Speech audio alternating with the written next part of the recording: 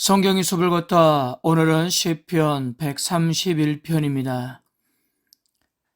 오늘 131편은 성전에 올라가는 노래라고 표제가 달린 15편의 시편 가운데 12번째 시로 어제 공부했던 시편 130편과 사실상 주제를 놓고 보면 같다고 볼 수 있는데요. 즉 여호와 앞에서 스스로 옳다고 주장하며 교만하지 않겠다는 다짐입니다. 어떤 학자는 131편을 간결함의 보석이라고 부르고 있습니다. 넓게는 개인 감사 시편으로, 좁게는 신뢰 찬송 시편으로 분류되기도 합니다. 1절입니다. 여호와여, 내 마음이 교만하지 아니하고 내 눈이 오만하지 아니하며 내가 큰 일과 감당하지 못할 놀라운 일을 하려고 힘쓰지 아니하나이다. 교만하다, 오만하다는 말은 서로 다르지만 둘 다 높다라는 뜻을 가지고 있습니다.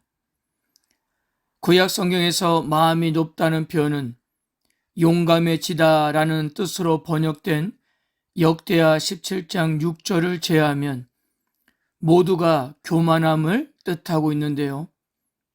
이 교만함은 자기 자신을 신으로 여기는 마음입니다. 즉 자신이 최고라는 인식이자 자신은 잘못이 없다는 생각을 말하는 거예요. 이렇게 교만하여 높은 마음은 지혜나 재산이 많기 때문이거나 뛰어난 외모에서 비롯할 수 있고 아니면 세력이 강해지면서 스스로 마음을 높여 교만해질 수도 있습니다. 하지만 구약 성경은 이런 높은 마음이 결국 하나님의 진노를 사는 결과가 되어 멸망에 버릴 것이라고 엄중히 경고하고 있다는 것입니다. 눈이 높다는 말도 마찬가지입니다. 즉 시인은 이러한 교만을 경계하겠다고 다짐하고 있는 것입니다. 그리고 교만을 표현하는 두 가지 개념인 큰 일과 놀라운 일이라는 말은 이 세상에서 하나님과 같은 사역을 묘사하는데 사용되었는데요. 즉 시에는 이 세상에서 하나님과 같은 사역을 찾지도 그런 것들로 공을 세우려고도 하지 않겠다는 것입니다. 131편의 표절을 보면 다윗의 시라고 되어 있는데요. 그래서 이 말이 다윗의 고백이라고 한다면 이스라엘 역사에서 위대한 왕인 다윗은 자신이 교만하거나 오만하지도 않고 과장된 행동을 하려고 애쓰지 않는다라고 볼 수 있는 것입니다. 2절입니다. 실로 내가 내 영혼으로 고요하고 평안하게 하기를 젖된 아이가 그의 어머니 품에 입씀 갖게 하였나니 내 영혼이 젖된 아이와 같도다. 시인은 자신의 능력을 뛰어넘는 교만하고 오만한 마음을 자랑하지 않고 오히려 여호와에 대한 단순하면서도 확고한 믿음을 드러내는데요. 어머니 품에 안에서 배불리 먹고 매우 만족스러워하며 평화롭게 자고 있는 젖먹이 아이와 같이 여호와의 품에 있는 것으로 만족하겠다고 고백했습니다. 마지막 3절입니다. 이스라엘아, 지금부터 영원까지 여호와를 바랄지어다.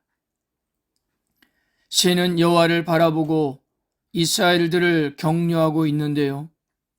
그들 스스로 인생의 모든 문제를 풀 수 있는 것처럼 생각하는 오류에 빠지지 말고 오히려 모든 신뢰를 여호와께 두라고 격려하는 것입니다.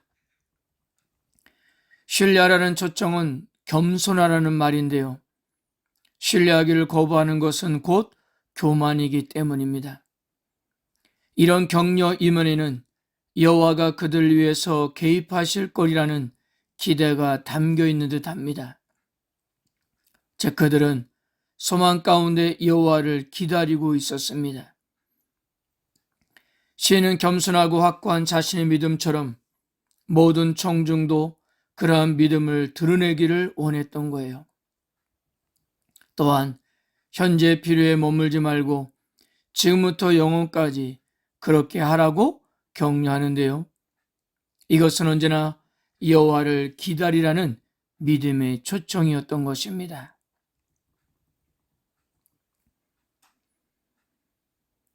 사랑하는 성도 여러분, 삶을 살아가면서 우리는 종종 시험에 넘어지곤 하는데요. 그런데 그것은 사실 세상의 정욕과 자랑에 대해서 죽지 못하고 탐욕에 매여 살아가기 때문입니다. 얻지 못할 것, 이루지 못할 것, 오를 수 없는 헛된 망상을 따라가기에 평안과 안식이 없이 불안해하며 초지하는 삶을 살아가고 있는 것입니다. 성도로서 누려야 할 평안과 안식을 위해 우리 안에 해결되지 않는 세상에 대한 욕심의 문제를 십자가 안에서 철저히 내려놓고 그것을 초월하는 신앙적 의지가 필요한 것입니다. 물론 이것은 쉬운 일이 아닙니다. 그러나 우리가 이런 단계를 넘어서 설 수 있을 때 세상에 누리지 못하는 참된 평안과 안식을 누리며 살 수 있다는 것입니다.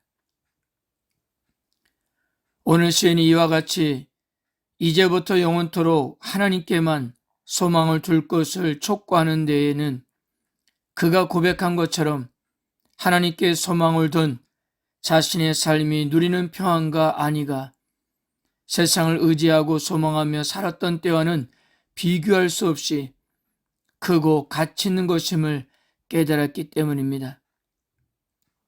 자신이 진정한 은혜의 장막 안에 들어가 살다 보니 이제껏 근심하며 걱정하며 자불한 속으로 살았던 모든 순간들이 얼마나 어리석고 한심 있는지 새삼 느끼게 되었기 때문이었을 것입니다.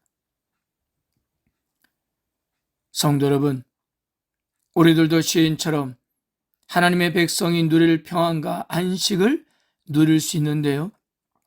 그것은 하나님 한 분으로만 만족할 때 가능하다는 사실입니다.